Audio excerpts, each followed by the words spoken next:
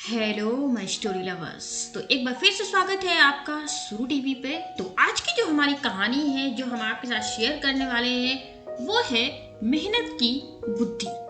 बहुत समय पहले की बात है।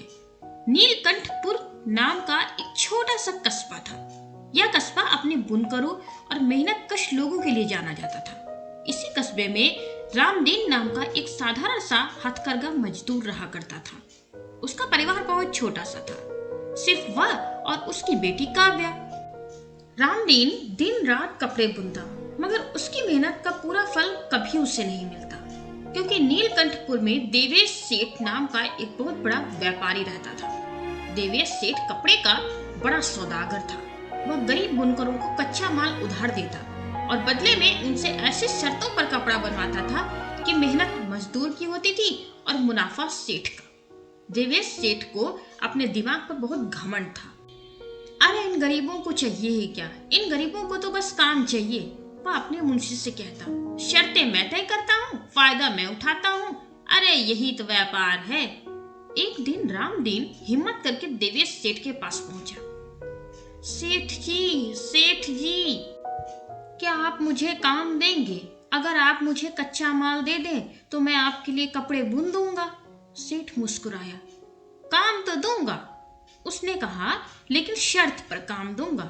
जो कपड़ा बनेगा उसका आधा मेरा और आधा तुम्हारा।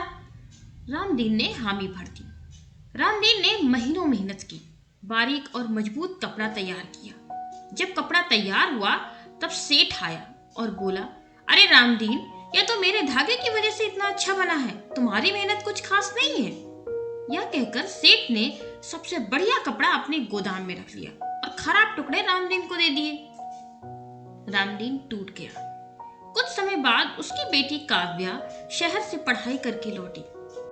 वो बचपन में भी अपने पिता को बहुत मेहनत करते देखती थी और फिर उसने वही देखा कि उसके पिता दिन रात काम करते हैं और कस्बे की भी हालत देखकर वो दुखी हो गई। सब के सब मेहनत करते हैं और सब कपड़ा सेठ लेकर जाता है और लोगों को कुछ नहीं मिलता खास, सिर्फ उन्हें रोजी रोटी ही मिल पाती है, जबकि कहीं ज्यादा के वे हकदार थे। काव्या बोली, पिताजी, यहाँ सब लोग इतना परेशान क्यों हैं? इतनी मेहनत क्यों करते हैं? रामदीन ने सारी सच्चाई बता दी। काव्या की आंखों में आग आ गई। अब यह नहीं चलेगा, उसने कहा, इस बार मैं खुद सेठ से काम मांग लूंगी। अगले दिन काव्या देवेश सेठ के पास पहुंची। अरे सेठ जी, क्या कोई काम मिलेगा? मुझे भी कुछ काम दे दीजिए, काव्या ने आत्मविश्वास के साथ कहा। सेठ हंसा। अरे तुम एक लड़की, तुम क्या ही व्यापार करोगी? तुम्हारे बस का नहीं है व्यापार, मगर दिमाग तो मेरे भी पास है ना। काव्या मुस्कुराई। सेठ ने सोचा, चलो इसे भी सबक सिखा ही देता हूँ। ठीक है, सेठ बोला, जो माल बनेगा उसका ऊपर का हिस्सा मेरा और नीचे का हिस्सा तुम्हारा होगा। काव्या बोली, ठीक है सेठ जी, बिल्कुल। वह मान गई।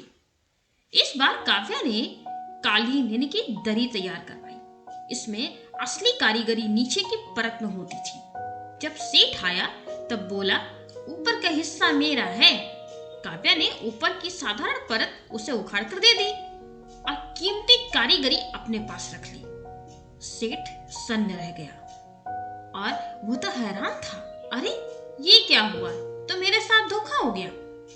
कुछ दिन बाद काव्या फिर पहुंची। इस बार सेठ बोला, अब मैं नीचे का हिस्सा लूंगा, तुम ऊपर का लेना। काव्या मान गई। इस बार उसने रेशमी परिधान बनवाए। वो अपने पिता के साथ मिलकर रेशमी कपड़े बनाई, बहुत सुंदर सुंदर रेशमी साड़ियां, जिसकी असली कीमत ऊपर के हिस्से में थी। फिर सेठ मात खा गया। उसने तो ऊपर का हिस्सा मांगा ही नहीं था, उसने तो नीचे का हिस्सा आपकी बार मांगा था और ऊपर का हिस्सा तो उन्हें ही मिल गया, कारीगरों को। अब तो सेठ हो गया आग बबूला। गुस्से में सेठ बोला, इस बार ना तुम्हारा ऊपर का होगा ना तुम्हारा नीचे का होगा, सिर्फ बीच का हिस्सा तुम्हारा होगा। काव्या ने मुस्कुरा कर कहा, ठीक है, मंजूर है। इस बार उसने रस्सी और डोरियां बनवाई, जिसमें काम का हिस्सा हमेशा बीच में होता है। जब सेठ आया तो उसके हाथ फिर बेकार से चीज लगी। अब सेठ का घमंड टूट चुका था। उसने सिर झुका लिया। आज उसे समझ आया और सेठ बोला, कि चालाकी से सिर्फ नुकसान ही मिलता है। मेरी वजह से कितने परिवार दुखी हुए और उसने सभी बुनकरों को उनका पैसा लौटाया, शर्तें खत्म की और ईमानदारी से व्यापार शुरू किया। काव्या ने कहा, मेहनत करने वाला कभी छोटा नहीं होता। गलत शर्तें और लालची इंसान को अंधा बनाते हैं। उस दिन के बाद नीलकंठ में कोई भी मेहनतकश भूखा नहीं रहा, बल्कि सब अपनी मेहनत करते थे और अच्छी कमाई पाते थे।